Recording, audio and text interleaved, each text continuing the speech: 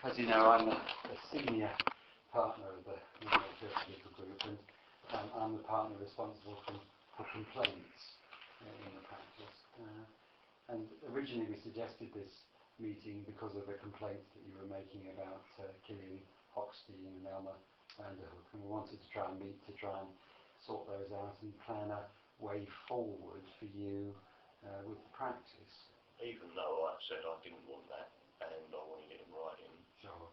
It's kind of insulting, isn't it, that I say I want something and you obviously don't listen. Sure.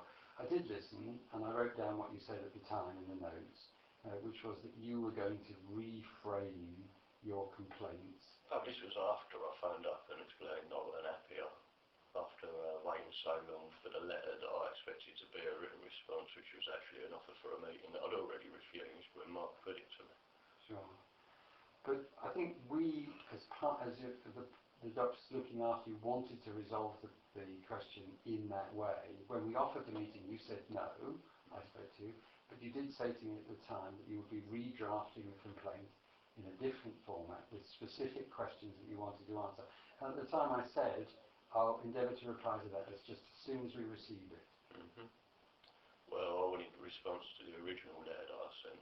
Right, okay. Well, and I have planned on doing it, but I've been so stressed out with the situation and also the financial implications, I haven't even got the paper to do it at the moment, so that's the situation. But then when you send these records that say that I'm deluded basically to the benefits department, and then I go for a medical, and then I recall the medical documents, and it clearly states that she was looking for some sort of delusion, and that would have only come from Hochstein or Vanderhook.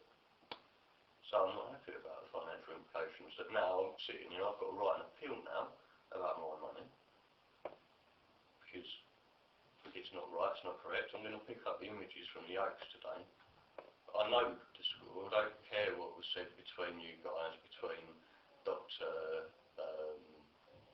Wareham and yourself, because at the end of the day, somehow he received notes saying that I'm depressed and that I smoke cannabis, which I suggest is an attempt to make out that all my scenario is just a case of cannabis psychosis and it's all in my mind. So, the fact that I got diagnosed at the time of having my scan, that it's unusual for me to have arthritis in that toe, and that he actually purposefully got a special image of the calcification on my toe, where there was apparently no sign of ostrea or whatever it is, infection in the bone. So why is there now something on the bone? And why was there always something there in the X-ray that the Mr. Philip, whatever his last name is, I can't remember off the top of my head, Nielsen, tried flicking through the X-rays, and I had to go back on that, ask him to zoom in and go, what's that? And then in his notes he wrote, it's from a past infection, which I've never came in about, I've never had a past infection. No. So what is this orchestration? What's going on? Who's heading it? But I don't think anybody is ganging up on you, Darren. I do. Sure. But who's telling the security they need to be there? Who's telling the PCT not to administer medication? How weird is that I get sent off for months with an infected toe for him to see it get exacerbated? Sure. I'm not here today to try and answer the specifics of your medical and I don't even really know what today is, because you're saying it's about how we move forward with my medical problems, and you're saying you thought it was to do with the complaints. When I turn around and say, I suggest you end up finding out what it's about and get back to me, and yes, I did put the phone down because obviously I'm getting upset, because this isn't just weeks, days, it's months and almost years. So, but my view on it is that you can never recollect anything, Mark, and you forget things all the time, so how can I deal with that? You need to form a helpful relationship with a group of general practitioners who you feel... I tried to move to a different surgery, but obviously the situation you've managed to orchestrate means I'll be in a worse off position if I left this surgery. It's not I want to be in, no, there's it's a fact that no orchestration. Well, there is. I mean, we're more than happy to ask... Undignified Primary Care Trust, isn't it, or whatever it's now called? Yeah, the CCG. I mean, we're more than happy to ask them to allocate you to another practice. I don't want to be allocated to another practice. That's not a problem. I don't want to be allocated to another practice. Because I'm going to end up with worse scenarios. You create this situation here. I want you guys to sort it out. I'm disengaged with the NHS until it gets sorted out. What specifically do you want us to do, Darren? Right. What specific things? First of all, will be answer the questions in my complaint. The original. The original complaint, and I'll follow it up with the fact that I'm not happy with the other bits that aren't written in that letter. I'm not happy that I haven't been given copies of the x-rays on the disc. I've put in data protection release. You haven't passed me any notes that are passed between doctor to doctor. You just tried faffing me off. You didn't even give me the comply to come back and ask for the missing parts. It's ridiculous. There's no notes. What you've had is a print of your record. There's no other notes between doctors. We don't get... I don't believe that. What about the communications between Van der Hoek and Hochstein?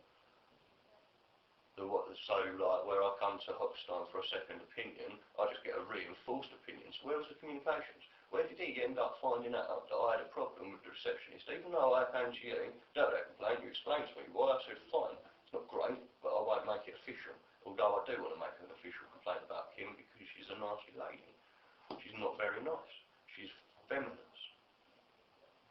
And I don't care what she thinks all the time, so why am I getting told what she thinks all the time by her? I think that's the other side of the coin, I'm afraid, Mr. Box, is that I'm hearing from our staff that you are being very unpleasant to them. I'm not being unpleasant. I'm just saying, I don't believe it's not managed. So you lied to me yesterday, Mark, or you are start to lie to me. That's gross negligence from a doctor's point of surgery. You said to them to tell me that there was no one here. When I rang back for the third time, because I'm not going to believe there's a doctor's surgery without management. So if I was to speak to you on the phone and I end up getting the phone put down by the receptionist saying there's no one available, okay, can I speak to Rachel? And no, there's no one here. Oh right, so you're not being managed. I'm trying to help you, Mr. Box. Put the phone down. Now they've got that attitude because you're telling them to tell me that you're not available when you are. I've not told them that categorically. Well, then they're lying to me on the phone then, aren't they? They're lying to me. It was the third time I phoned back, you picked up. Funny that, receptionist didn't pick up, you picked up on the third time. There is no conspiracy. I'm not being funny, I don't want to get into this, right? There's something that's not right, and it's down to you guys to find out what it is. I have not been unpleasant. That Kim is not deeply unpleasant. Right, who have I been unpleasant? Give me an example, right? And show me the written complaint about myself. You Because, used funny the enough, F word repeatedly to one of our reception staff. No, I didn't. Which yesterday, that's what I was told. Oh, well, yesterday. So when I'm being lied to and being treated badly, yes, I did use the F word twice. Twice I used it. Because I'm being deeply frustrated after years of not being, my problems being solved, not being treated properly. Coming to you, saying something, it's like you're using it as information to gain the upper hand on me in the next appointment. Because it's not, it's gone from one thing to another, to another, to another, to another. And in between all those times, I can come and speak to you, Mark, who's going to be the appropriate person for me to come to when there's problems, and it's got worse. So, it don't look good. Why am I sitting there looking up on the internet about suicide? Because, what's the point? Why would I want to live within this vessel that the NHS as a whole has tainted? I mean, I've listened to those bits of your problems, particularly your feelings that drugs have damaged you.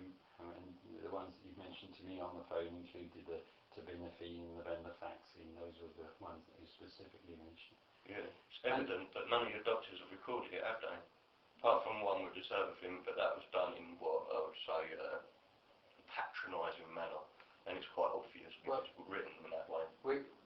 We have taken those things on board, but what I was hoping that today might bring out of this meeting was some constructive way forward. Because looking back, I mean, you've been registered with the practice here since March 2012, so about... and now, where I'm trying to get the right treatment, I'm apparently rude to your staff. Right. This is one day. This is yesterday. You were rude to the staff yesterday. I was rude. Why? Because they lied to me. Yeah, but why did they lie to me? They did not lie to you. Well, they did. They did lie to me. Don't tell me they did not lie to me. If they told me that Mark wasn't here and wasn't available, and then I phone up again and say, well, I'd like to speak to Rachel. And this is after the phone's been put down, being told that they're trying to assist me, where I'm just being insulted by the fact that there's a meeting booked in that I've never accepted. I've accepted it once through Mark, and then I phoned him straight back and said, no, no, it's not good enough. Okay. Well, so it makes me think that you're putting in meetings, turn around and say, well, we offered him a meeting, look, there's a meeting there, but he didn't turn up. sure.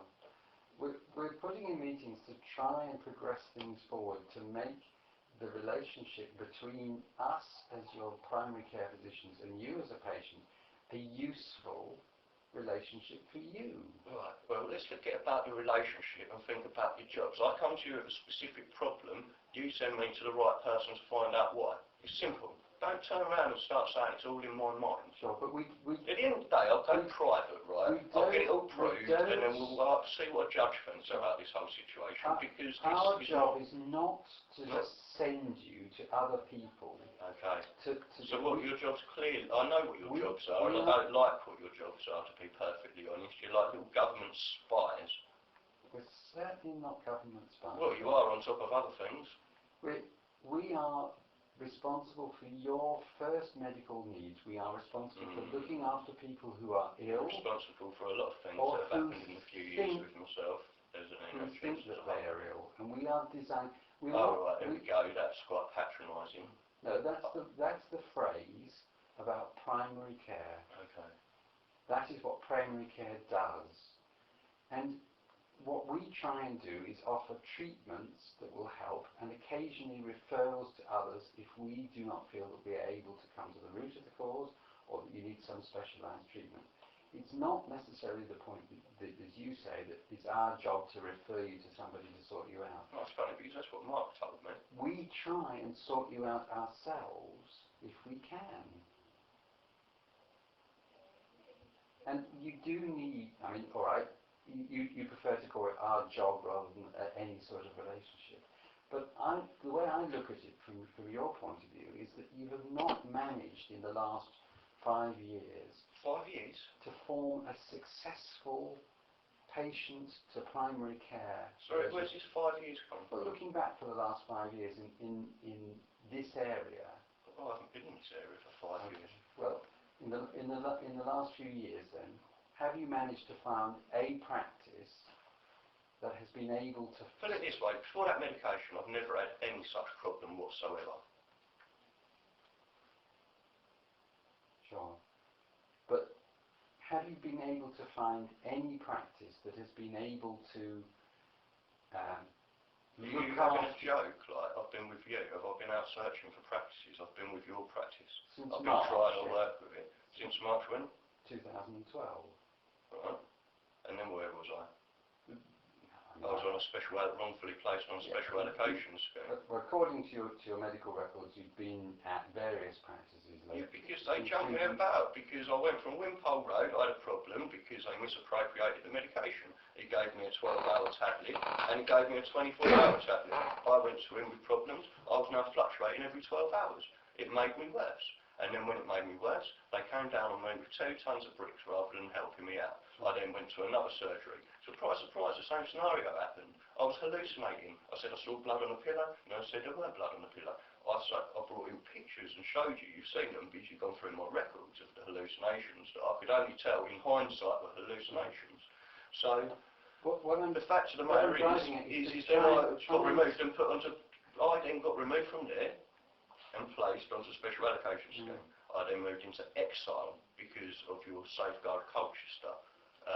So then you basically, this is where you've tarnished my character through hundreds of organisations. And then I moved away and I refused to be part of it. And that practice, I phoned them up and said, if you want to jump on the bandwagon, jump on it. And they refused to be part of it.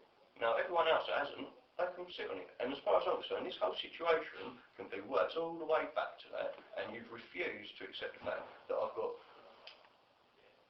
that finger there, when I splay it out, I've got a horrible nervous twitch in there, which doesn't seem to be apparent at the moment, but and I'm constantly having to hold my hand, and that's from when I had that. And no one's what I was trying to point out to you was that if you want to No one's listened about the pain that I have in my leg ever since the turbo thing. I told you on that phone that things didn't go away, they just diminished greatly. And now I'm sitting here night after night, not able to sleep because I've got a pain in my leg. But it's what working I'm trying to work towards is trying to construct some future for... I don't care about your relationship happy rubbish. I just want to come in, be dealt with by a proper doctor that isn't going to turn around and say it's all in my head and let me go off for a year and a half in pain. Okay, well, only for me to then insist on getting a referral, and then surprise, surprise, the ultrasound that I should have probably had in the very, very, very first place shows that there's something wrong. And then I go back and I go to the primary care trust because I ain't been able to come to you because you put me in a situation where I don't want to come to you. I had to go to hospital, A&E, feeling like I've had heart attacks after ibuprofen. Okay, it's not okay, is it? Because I haven't been able to come here because you haven't dealt with this complaint in a responsible amount of time. When did I send that complaint in? And we're here now. We have tried our very best to deal with this complaint in a useful and constructive manner. I don't believe you have, and I still have. I can't believe how many times I've said to Mark I want it in writing. I've said it to you, I want it in writing. I said the reason I'm coming to this meeting is to deal with my future health concerns, and I still want the complaint dealt with in writing. Well, and now we're sitting here talking about future relationships and... Well, on the 29th of May, I spoke to you on the phone, and you said to me that I wrote down the patient's come to the conclusion he's better off trying to work with us as a practice rather than changing practice, and wants to accept the offer I made in April to have a meeting. I said that I will ask Matt Galloway to arrange a meeting to try and negotiate a way forward. We then discussed some of his problems. Turbinafine seems to feel this has caused a lot of his problems, nervous twitching of fingers. No, it's not from turbinafine. Occasional pains in thigh muscles, various other skin rashes, etc. We discussed this wear and tear and DV's request to see a rheumatologist. Arranged meeting when practice manager is back. Now, that seemed to me to be an acceptance that it was sometimes better to work with a practice. Didn't I come back to you again after that and said that I wouldn't be happy if the meeting was after the appointment that I've made with Joshua, considering I made it over a period of time, and that you said you were going to deal with it, sort this meeting out for next week, yet Mark was away for that week, and then when Mark come back he didn't sort it out, and then he went away for another week, and then Rachel said to me that she asked Mark to phone me back on the Friday, yet Mark didn't phone me back on the Friday, didn't phone me back on the Monday, he phoned me back on the Tuesday. So then when he sent that the meeting was another 10 days after, like from now, sure. and the meeting was, 2 days away from my appointment, then I had to cancel my appointment, didn't I? So no, I wasn't happy, and I didn't feel that things were dealt with in a timely manner. If I came to you saying I need this, this is the case, and then a month later you're offering me an appointment.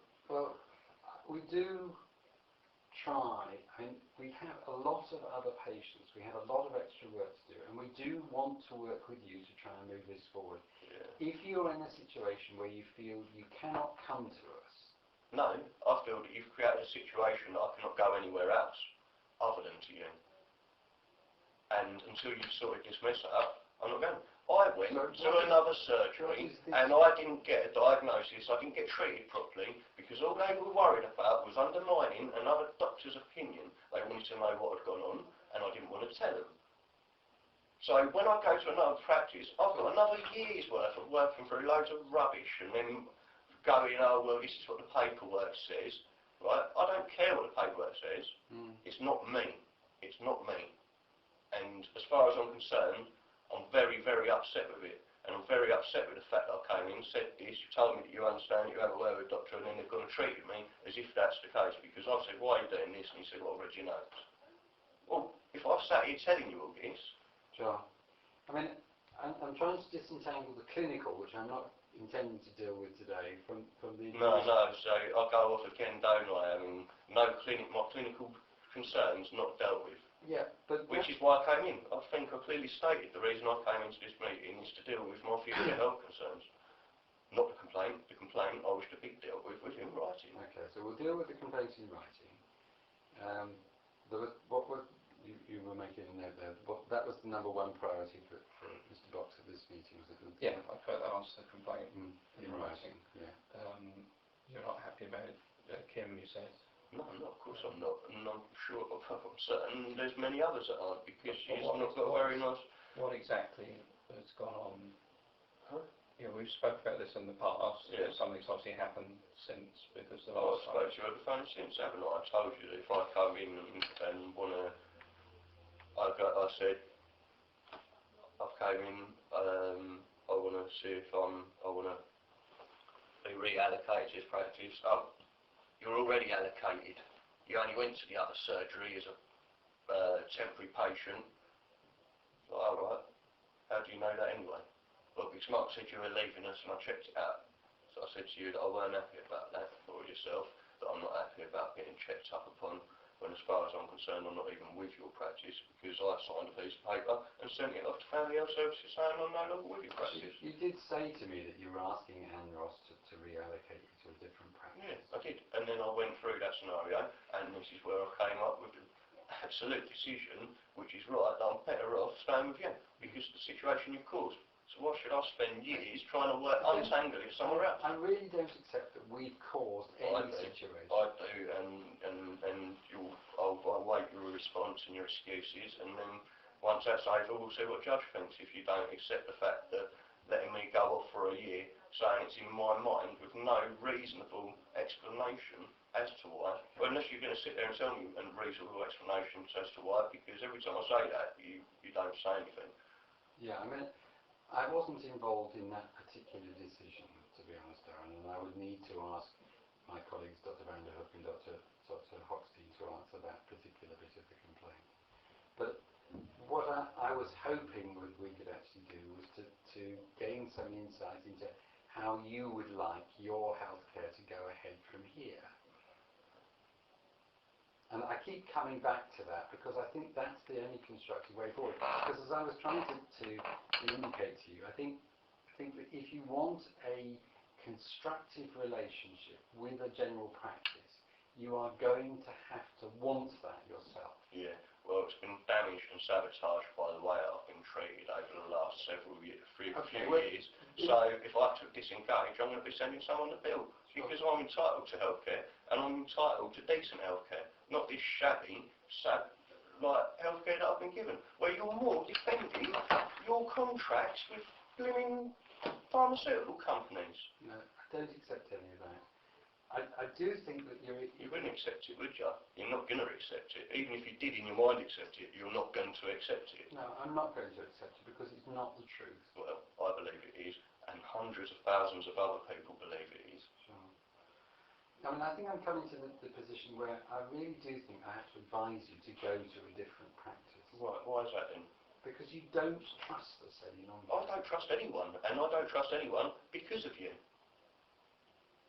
I came here with the acceptance of giving the trust. After everything that had happened to me, I gave you the trust, and this is what you've done.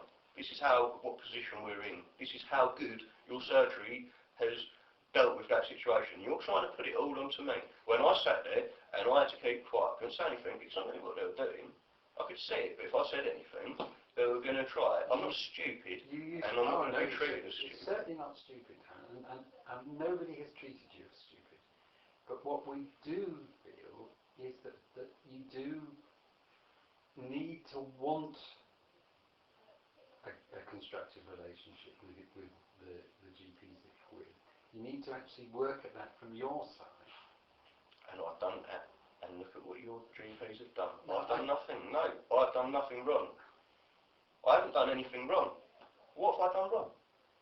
I mean, I think you have been very aggressive to our members of staff. No, that's not true. Well, you've been very aggressive to my... So, right, we're talking about yesterday, are we, again? No, not Can we necessarily clarify that? talking about that.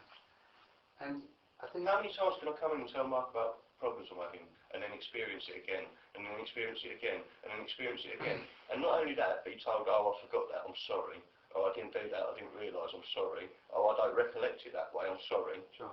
What do you expect? It's some sort of game you must be playing, really. No, there's no games being played here. Okay. We are not trying to undermine you. We're not trying to badmouth you to other practices. We're not trying to... We honestly want to try and help in the best way that we can. Okay, so why have I received no help? Why have I received no help to the part? Obviously, I'd say post-traumatic, but it's still traumatic in its stress from what I've been through with the situation of that medication. But you won't do it because you don't accept the fact that that medication caused the problems. You won't do it because of that. But medical... So I get left dealing with this stress, right? I told you the problems haven't diminished, so I still have excessive anger, excessive frustrations from, well, the anger from the frustration, and it's not gone away. This isn't how I was before the medication, and I'm getting extremely annoyed with it. And you're not done anything. Your doctors have not done anything. I've turned around and I've told them, and they've not done anything. In fact, what they've done is they've misused that situation by the looks of things. Sure. I mean, you need to try and find someone that you do trust around this. And it's not going to happen, is it? Not within the NHS. So, and I don't have no money, so I have to work within it. So I want to know what's going to happen. I want to. Obviously, I'll be seeing Joshua Upley. So, you know, I would recommend that as a way forward for you, is to try and work on a constructive relationship with a doctor who you actually feel is on your side.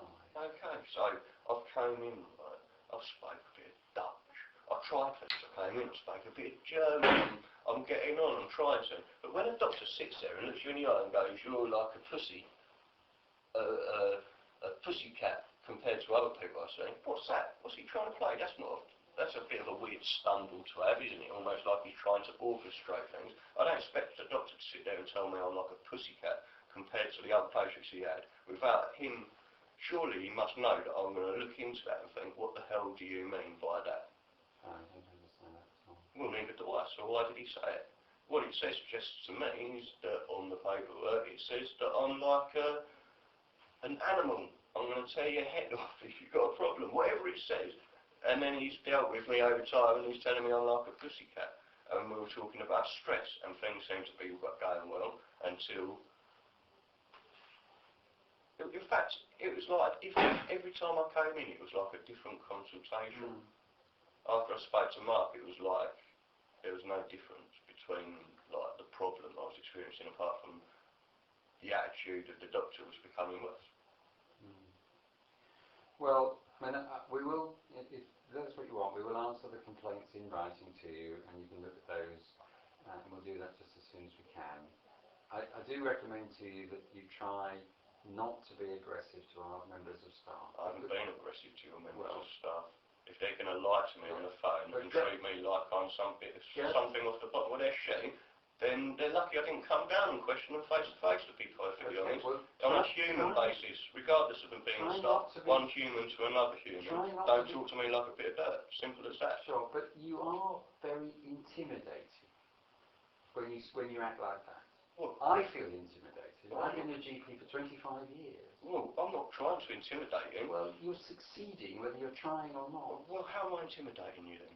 That way of talking is very threatening and intimidating. What, to say the fact that I might come down and question why you're treating me like a piece of dirt? The thing most people say is they don't treat people like bits of dirt because they might come round and ask why. We don't treat people like Well, you do, and it happened to me. Those phone calls recorded because I'd like a copy of them if they are.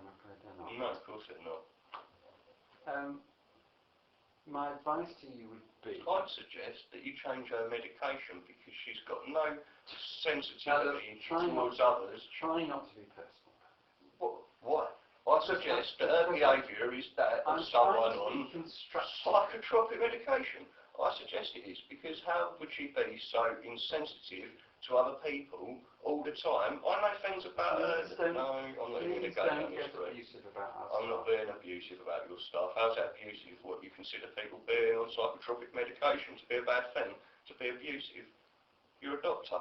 You shouldn't even see it like that. I'm saying that there's some reason why she is acting in that kind of way. And in my experience, it would be something like that. Why is she so depersonalised? Why is she acting in a way that's not considerate to other people's feelings? I certainly don't want to discuss anything like that. Well, I do, because it's obviously a situation, it's a reality. I was trying to look forward and give you some advice about how to construct a helpful relationship. And the first thing I was saying is... You've got complaints flying in about that woman. So don't try and make me seem as though I'm wrong in what I'm saying. Try not... How did you know that, Dan? Because of how she is. You can't not, can you?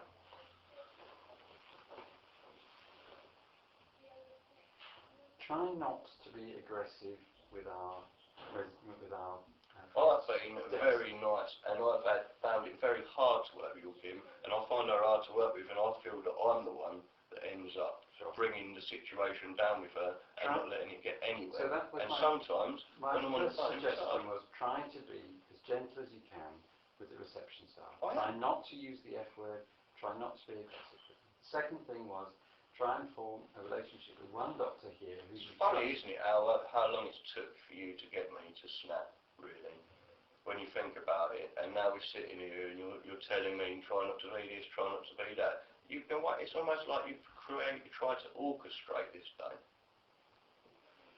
the end of the day, I swore out of frustration, but those frustrations are completely understandable with what I've been dealing with and over the time. And the fact that you say you didn't ask them to lie, there's a complaint. I want to know why they told me that why I weren't able to speak to you and you weren't going to be there all day or available all day. And maybe it was Rachel. Well, that was yesterday. That was yesterday, and that's what I swore. And I do believe I swore as they were putting the phone down on me, as they were giving it the spiel to put the phone down. Well, I was hoping today might be a more constructive meeting, where at the end of the meeting you'd been able to understand a little bit more about how we view the situation and how we want to try and help with it. Well, I do now, don't I? But at the same time, everything I say, you're beating down, you're not accepting it. So how do you expect me to sit here and accept what you're saying? Everything I've said, you just change it to something else. You don't answer it, or you change it, or you flip it to me. I flip it to you because you're the only person you can control. Exactly, and I control myself well, I believe. And if you're going to change the relationship, the only person you can change is you. Yeah. You can't change us.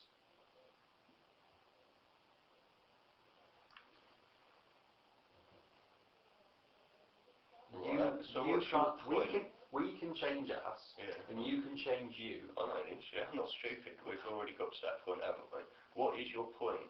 My point is that if you want a more constructive relationship with this practice, then these are the steps that I would recommend to you to begin that process. Okay. Right, well... If you don't want it, well then by all means find another practice. Yeah. So you basically try to bully me out of the practice then? Certainly not. Well, why do you keep suggesting find another practice? It shouldn't have even been an option. I've suggested it because once the trust is lost between a patient and a practice, it is very difficult for that to be re-established. And it requires a lot of work on both sides. Yeah. It is sometimes easier to move to a different practice and begin the process there. No. And if, for example... I've done it. I found it hard to give you the trust, and you abused it. No, we have yes, not. Yes, you have abused it.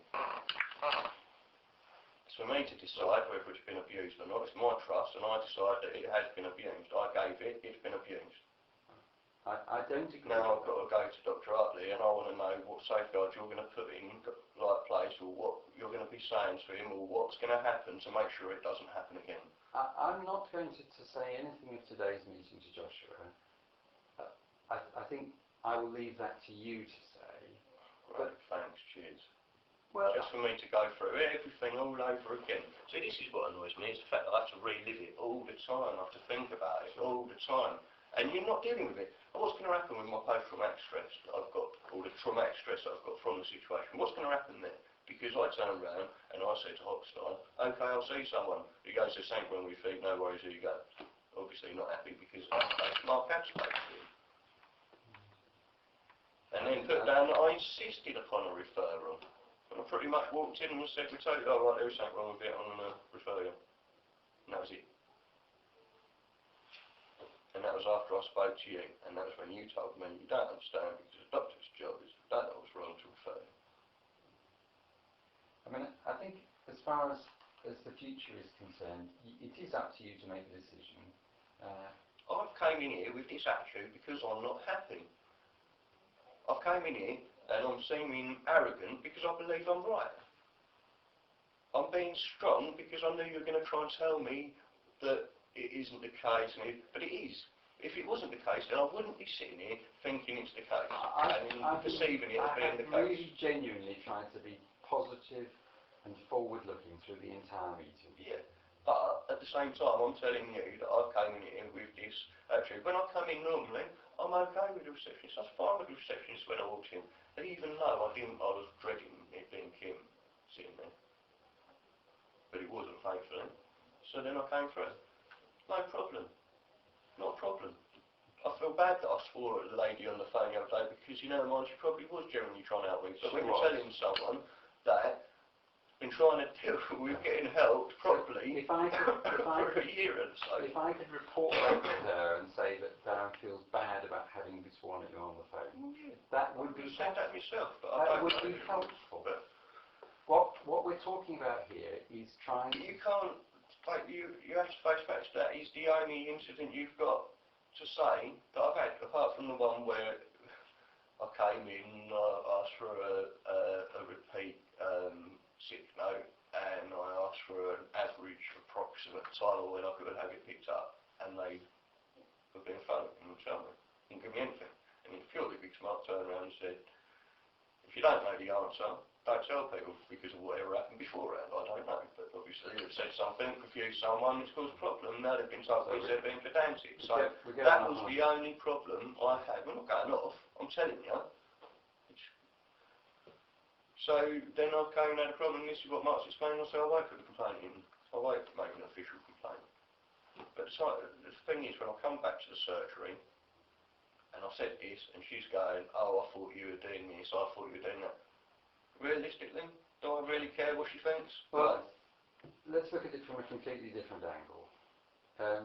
Complaints that we receive in the practice, and as you know, I'm the partner responsible for complaints, we try and use as learning opportunities for our organisation. We try and look at the situations which have occurred and try and look at them from the point of view as how can we do things better in the future. That's the spirit that we try and deal with complaints in this practice. And that's the spirit in which we are trying to deal with the situation that's come up with you in this practice. And if we can deal with people successfully, then we feel we're doing our bit of the job well. Okay. Well, the fact of the matter is, my legs have been going for some time since the turbo thing. And no one's listened, no one's done anything, and I've said a lot of the time on the phone to you, but you're indifferent. The time scale that you've taken to even get this sorted out is like... It's because we're human. No, it's not. Because as a human, if you gave her, you know, a damn about it, then you might have took an extra half hour at the end of the day. At the end of the day, to make it happen sooner, because I was concerned. I think I wrote how concerned I am about my kidneys in the letter. What's happened about that? Sure. Nothing. And I'm right, because there is a deterioration, and it's very close to 20%, and within your NHS you should have sent me within 9 weeks for another one. No one's done anything like that. Sure. But the medical side of things you've got to pick up with Josh, and you've got to raise the medical concerns with those. Okay. We will look at the complaints and try and respond to them just as quickly as we can.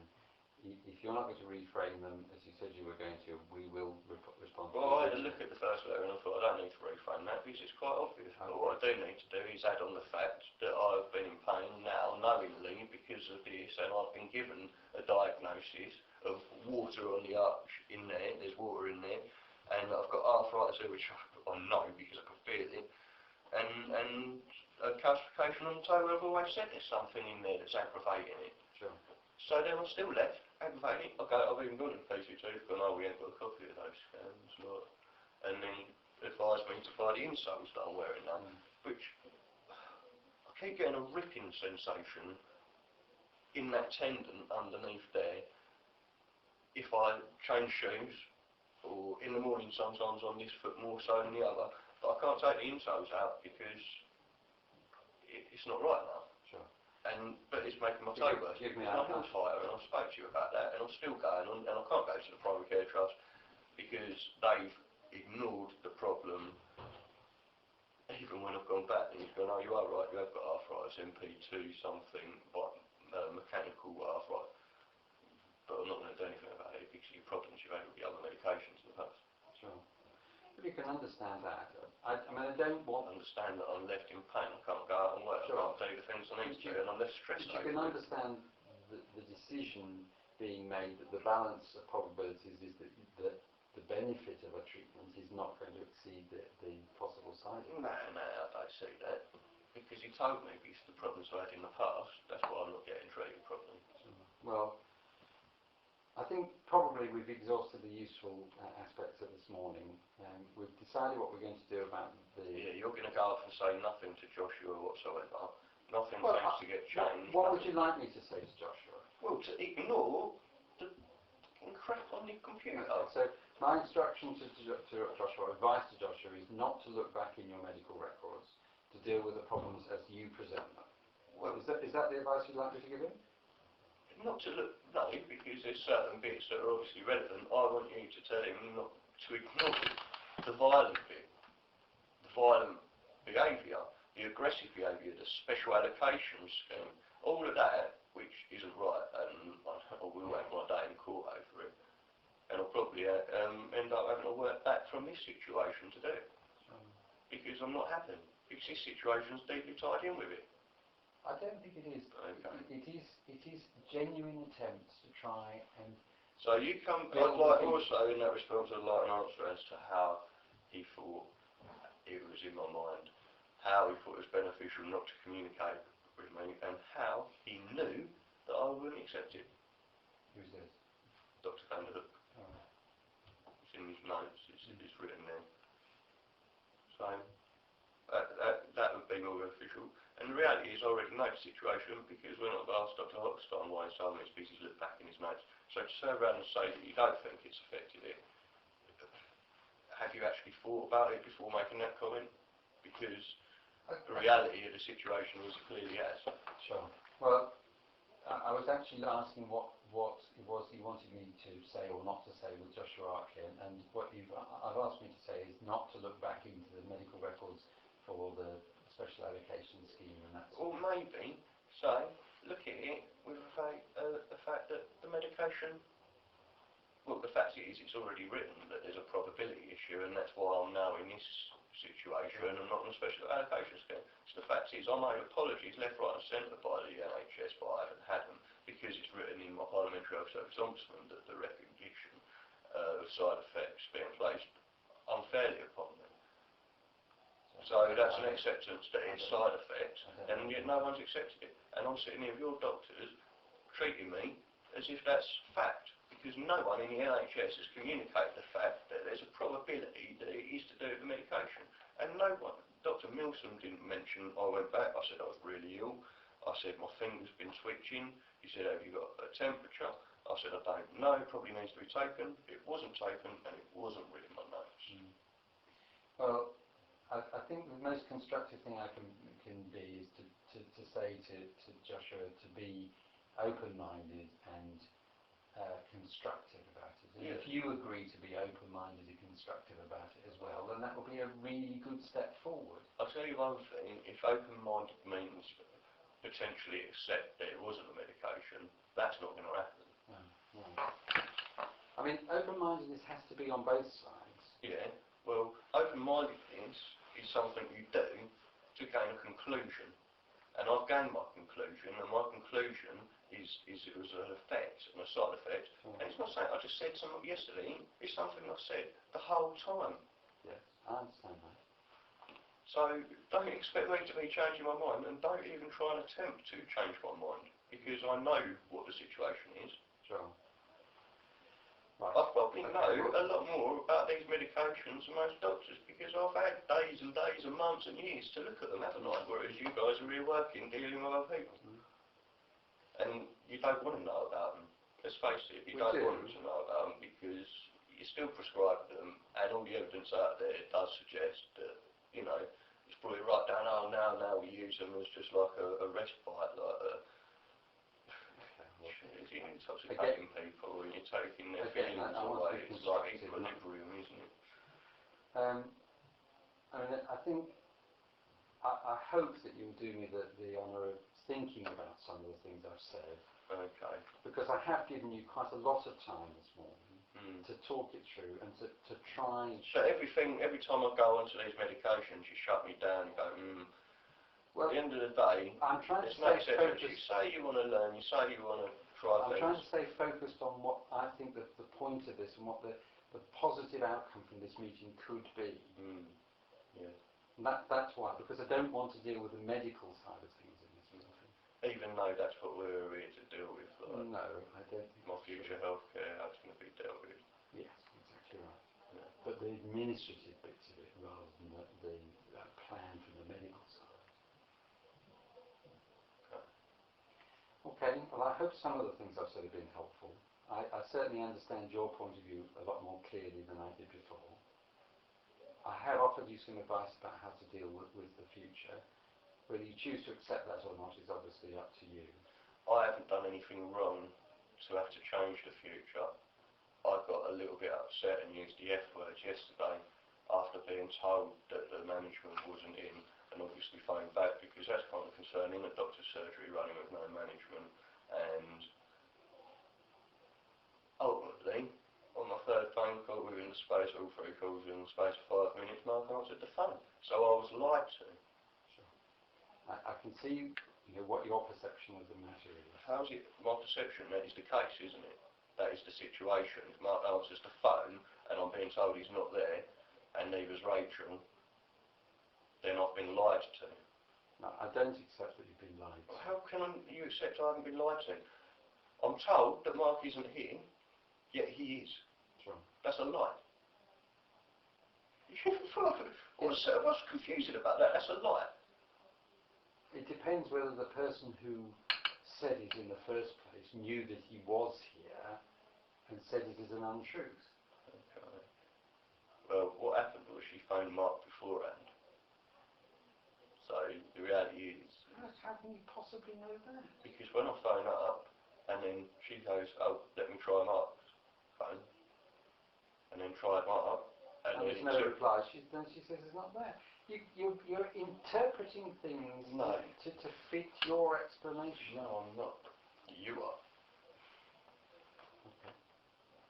Now you're questioning that you see.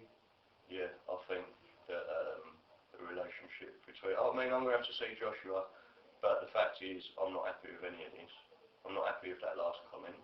I'm trying to fit things to fit my interpretation of what you're trying to say. Possibly know that what you said is true. It's just not physically possible to know what happened before something else happened. But couldn't the same be said about what you're saying? That you're sitting here saying it, and you can't possibly know. You wasn't even on the conversation. No, there's no recording of the telephone conversation. You asked me why that was not necessarily a lie, and I gave you an explanation why that was not necessarily a lie. Yeah. But she told me that she was going to call Mark, so she knew Mark was here. Otherwise she'd look around at the little whiteboard on the wall behind her and it would say, Mark's not in, or Mark's at a meeting. And then she phoned up, and it wasn't a case of no answer. There was a conversation because there was a couple of minutes before she came back. No, but there was a conversation because I was on hold for a couple of minutes. So then she came back. If you're suggesting that I had it wasn't even, when you got put through to me yesterday, I wasn't even aware you'd been on the phone to practice before we talked about that. Well, no, I wasn't. And you're now suggesting... And I'm also thinking that I've been lied to as well. You're now suggesting that there was a conversation about you. Well, I'm suggesting that someone lied to me, so they either phoned through to you and you said, tell him I'm not available, and they came back and said he ain't available. Well, that didn't happen. Right. Well, then they lied to me then, didn't they? But I could have, I mean, I don't know the timescales. I could have been in another part of the building when they rang my phone. I could have been in the toilet. Could have been anywhere the first time they rang. It doesn't mean. But they wouldn't be telling me that you're not available all day if that was the situation, would they? Well, I accept that. But there's saying I wasn't available all day. And then they said Rachel wasn't available as well. Was Rachel here yesterday? Yes, we were both Yeah, here. so then I've been lied to quite a lot. But we with both what I'm might told. not have been available at the time you rang. No, I was told that you wouldn't be available all day.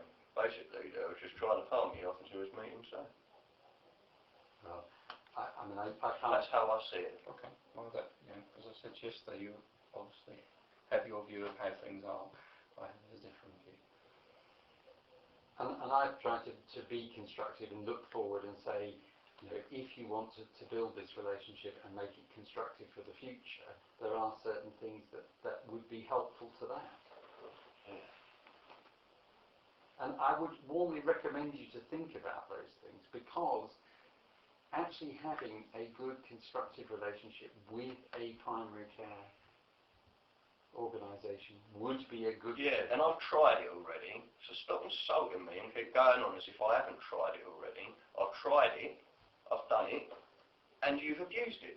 Now, I don't accept that, and we're going round in circles now. That's where we're going, isn't it? Well, I think we've probably achieved as much as we can from this meeting. Yeah. Thank you very much for giving me 3/4 of an hour of your time. Oh, really? That's patronising. No, Yes, it is. The way you're looking at me, the way you said it, it's patronising. it's attempting to say thank you for coming in and for a meeting that you said you did not want to have. You're basically insinuating that we've got nowhere and I've wasted 3/4 of your hours of your time. I'm not insinuating anything of the sort. Okay. You came in, you sat down, and you said you didn't want to have this meeting. I'm grateful to you for spending 3/4 of an hour of your time talking through things. I have learned some things about the situation, and I hope you've learned some things from me. Mm. Yeah. Yeah, I've learned that I feel that the indifferent attitude is actually the case towards my situation.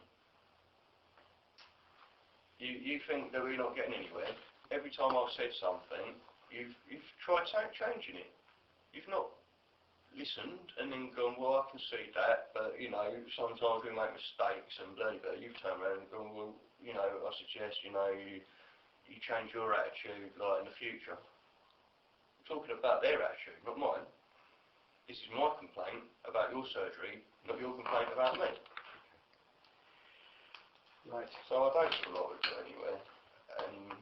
And if, I suppose, if you do mention that to Joshua, and then I'm able to go and have an appointment, but then I've been in with Mark, asking Mark to say the same thing, and look where we've got to. Look what's written in my records. It's like by mentioning it, you've created the situation. I'm not going to go in there open-minded in the sense of accepting it isn't medicated. What is it then?